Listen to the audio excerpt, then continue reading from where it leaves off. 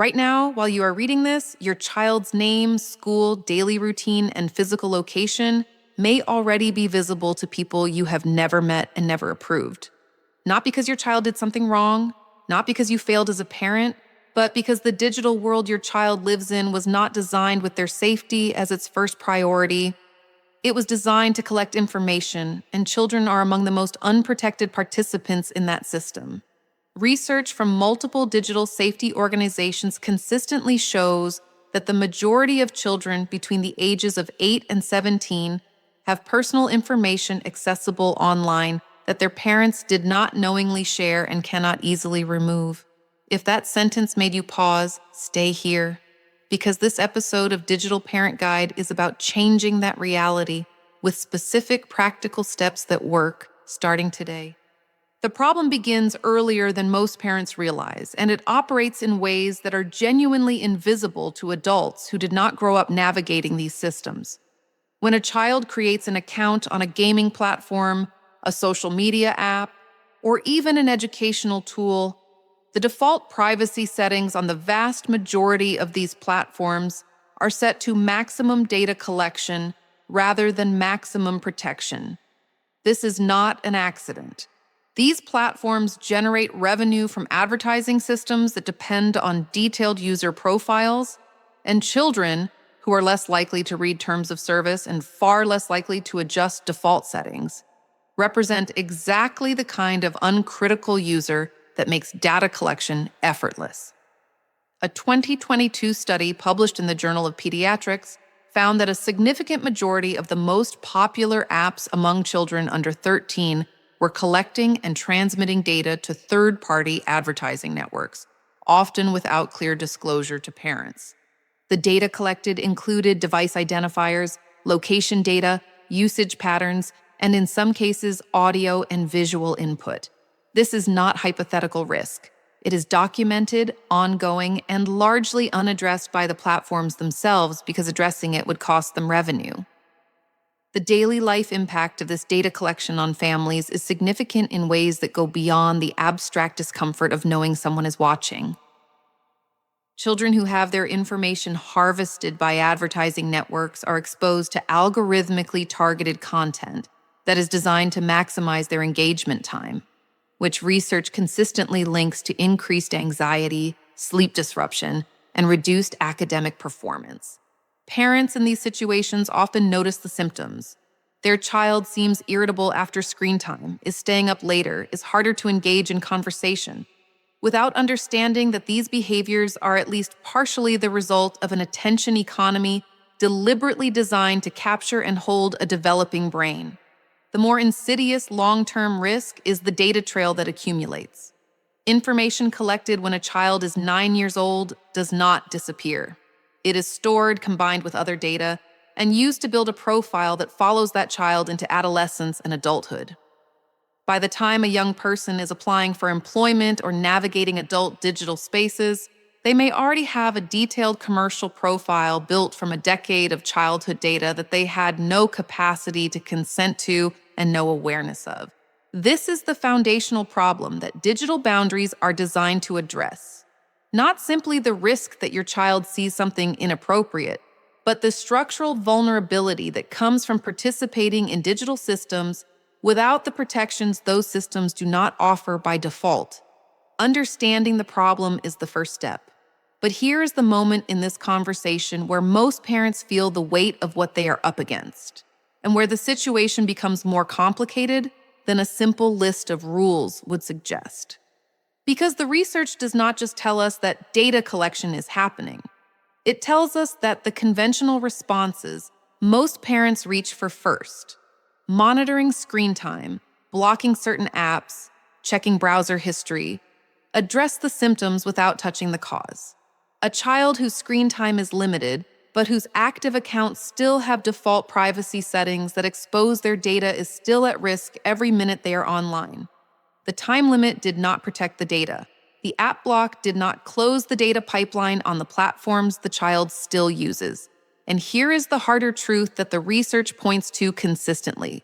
Children whose parents apply rigid, unexplained digital restrictions without conversation consistently find workarounds within weeks. They use a friend's device, they create secondary accounts, they access restricted content through a classmate. The restrictions produce conflict without producing safety.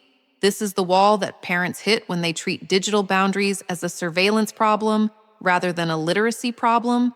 The shift that the research supports and that consistently produces better outcomes in peer-reviewed studies of family digital well-being is treating digital privacy not as a rule imposed on children, but as a skill taught to them. A 2023 meta-analysis of digital literacy programs across multiple age groups found that children who received structured education about how their data is collected, why it has value, and what they can do to limit its exposure were significantly more likely to adopt protective behaviors voluntarily and to maintain those behaviors without parental enforcement. This finding is not an argument against parental involvement. It is an argument for the kind of parental involvement that builds capacity rather than dependency. The most effective digital boundary is one a child understands well enough to maintain when a parent is not in the room, and that requires a different kind of conversation than most families are currently having. The suspense in this conversation is real. The families that do not have it are not simply behind. They are actively accumulating risk with every unprotected account their child maintains and every default setting that remains unchanged. The solution framework that research supports operates across 4 concrete areas, and each one is actionable starting from the moment this video ends. The first area is account auditing, sitting down with your child and going through every account they currently have active, reviewing the privacy settings on each one, and changing the defaults to the most restrictive settings available. This single action, done thoroughly, eliminates a significant portion of the passive data exposure that most children carry without either they or their parents knowing it. The process should be collaborative, not punitive. The goal is to teach your child what each setting does and why it matters so that the next time they create an account, they approach the settings actively rather than skipping past them. The second area is email and contact hygiene. Many children use a single email address, often one that contains their real name, for every account they create online. Research on data breach patterns shows that this practice creates a single point of failure. When one platform is breached, every other account tied to that email address becomes vulnerable. Teaching your child to use a dedicated, generic email address for online accounts, one that does not contain their name or identifying information, significantly reduces this risk. The third area is the ongoing conversation about what information is shareable and what is not. The research consistently identifies location data as the highest risk category for children.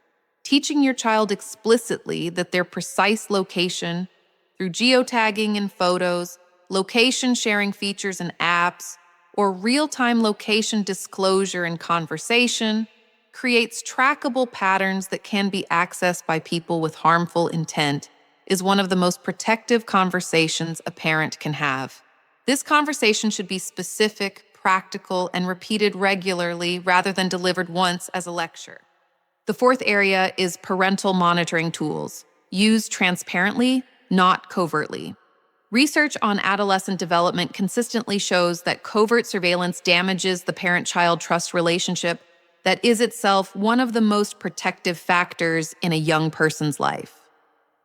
Monitoring tools that parents acknowledge, explain, and discuss with their children, rather than hiding, produce better safety outcomes because they are embedded in a relationship of honesty rather than undermined by the discovery that surveillance was happening secretly. The combination of these 4 approaches, account auditing, email hygiene, location literacy, and transparent monitoring, does not require technical expertise. It requires consistency, conversation, and the willingness to treat your child's digital privacy as the genuine priority that the research shows it is. If you are benefiting from our topics, please subscribe, like, and turn on the bell notification so you can see our new videos early.